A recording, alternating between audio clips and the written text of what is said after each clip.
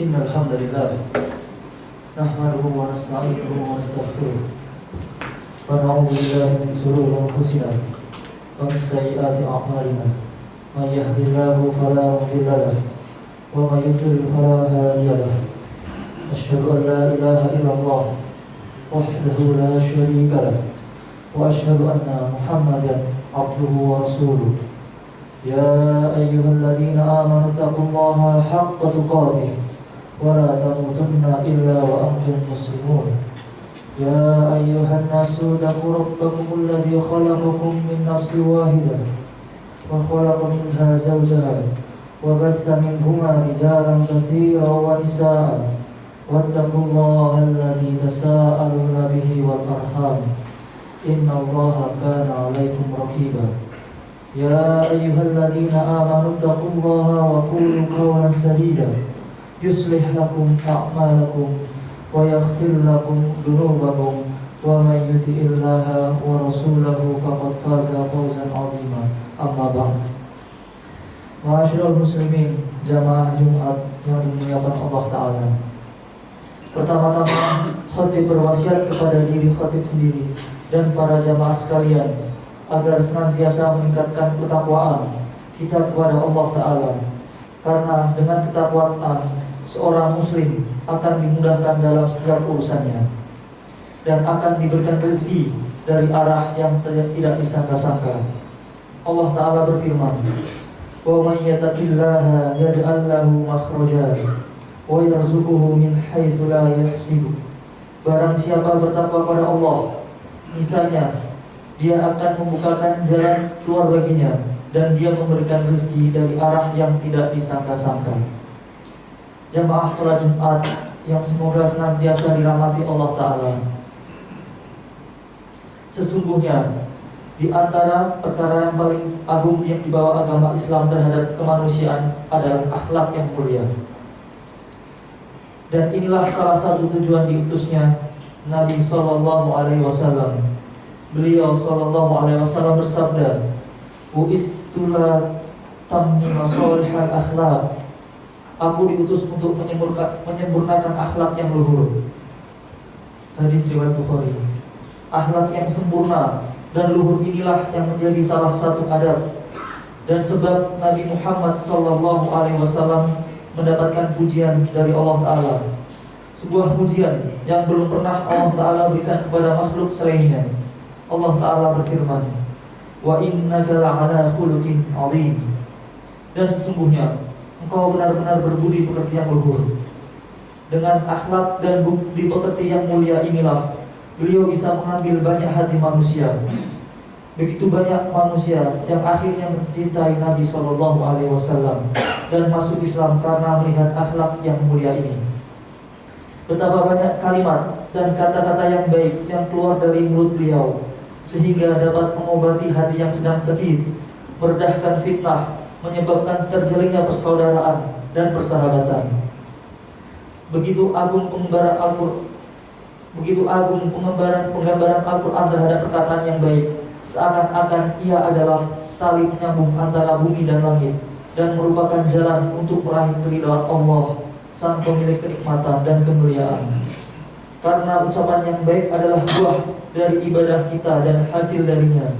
Allah Ta'ala berfirman, alam tara kaifa daraballahu masalan kalimatan thayyibah kasyajaratin thayyibatin asluha sabitun wa far'uha fis sama' tu'ti ukulaha kulla hinin bi'idni rabbiha wa yadribullahu al-masala lin-nasi la'allahum yatadakkarun. Tidaklah kamu memperhatikan bagaimana Allah telah membuat perumpamaan kalimat yang baik seperti pohon yang baik, akarnya kuat dan cabangnya menjulang ke langit. Pohon itu menghasilkan buahnya pada setiap waktu dengan seizin Tuhannya. Dan Allah membuat perumpamaan itu untuk manusia agar mereka selalu ingat. Jamaah yang semoga senantiasa dalam lindungan Allah Ta'ala. Sebaliknya, ucapan yang kotor dan buruk merupakan salah satu perkara yang tidak disukai Allah Ta'ala. Tidaklah ia membuahkan sesuatu melainkan permusuhan, perpecahan, menjadi sebab rusaknya tali persaudaraan dan putusnya sebuah hubungan. Tak terhitung jumlahnya, putusnya hubungan antara orang tua dan anak, dan hilangnya keharmonisan antara pasangan suami istri dikarenakan ucapan kotor dan buruk. Al-Quran telah menggambarkan perkataan yang kotor dan buruk ini bagaikan pohon yang buruk, pohon yang tidak memberikan manfaat serta kebaikan apapun bagi pemiliknya. Bahkan ia membuahkan keburukan dan kerusakan. Allah Ta'ala berfirman, wa masalu kalimatin hadithatin kasyajaratin hadithah uhtusat min fawqil ardi ma laha min qarar. Dan perumpamaan kalimat yang buruk seperti pohon yang buruk yang telah dicabut akar-akarnya dari permukaan bumi, tidak dapat tetap sedikit pun. Setelah memberikan permisalan dua pohon, Al-Quran memberi kita sinyal dan mengajarkan bahwa ucapan dan perkataan yang baik merupakan tanda jujurnya keimanan seseorang dan bertanda bahwa dirinya telah mencapai derajat ridha Allah Ta'ala. Allah Ta'ala berfirman, yubassitullahu alladhina amanu bil qawli tsabit fil hayatid dunya wa fil akhirah wa yudhillullahu adh-dhalimin wa yaf'alullahu ma yasha. Allah meneguhkan iman orang-orang yang beriman dengan ucapan yang teguh di dunia dan di akhirat, dan Allah menyesatkan orang-orang yang zalim, dan Allah berbuat apa yang Dia kehendaki. Ma'asyiral mukminin yang berbahagia, ketahuilah sesungguhnya hasil dari ucapan yang baik adalah terjaganya rumah tangga. Jika seorang suami berkata dengan perkataan yang indah, maka bertambah pula kadar kecintaan dan kasih sayang antara suami dan istrinya. Semakin baik pula perlakuannya terhadap yang lain, dan kapanpun seorang istri cerdas di dalam memilih kata, maka itu adalah fondasi untuk membangun rumah yang tenang lagi damai. Jika kita cermati dengan baik, akan kita dapati bahwa di antara sebab rusaknya hubungan suami istri adalah ucapan dan perkataan yang kotor lagi buruk. Kata-kata yang tidak disadari ternyata dapat menyebabkan rusaknya hubungan. Kata-kata yang akhirnya dapat merusak keharmonisan dalam keluarga. Kata-kata yang mengubah kebahagiaan menjadi kesedihan. Hubungan yang biasanya dipenuhi dengan kasih sayang berubah dipenuhi dengan kekerasan dan sikap acuh tak acuh karena kata-kata kotor yang keluar dari mulut pelakunya. Padahal Nabi Sallallahu Alaihi Wasallam telah memberikan petunjuk yang indah dalam perkara ini. Rasulullah Sallallahu Alaihi Wasallam bersabda, "Man kana yu'minu billahi wal yawmil akhir, falyaqul khairan aw liyasmut."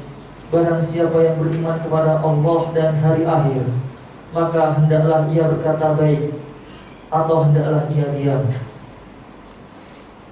Imam An-Nawawi rahimahullah menyebutkan dalam syarah Arba'in bahwa Imam Asy-Syafi'i rahimahullah mengatakan, jika seorang hendak berbicara, maka hendaklah dia berpikir terlebih dahulu.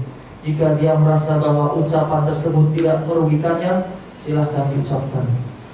Jika dia merasa ucapannya tersebut ada mudarat atau ia ragu, maka ditahan, jangan bicara. Aqulu qouli hadza wastaghfirullahal azim li wa lakum fastaghfiruhu yaghfir lakum innahu huwal ghafurur rahim wa ud'uhu yastajib lakum innahu huwal barrul karim.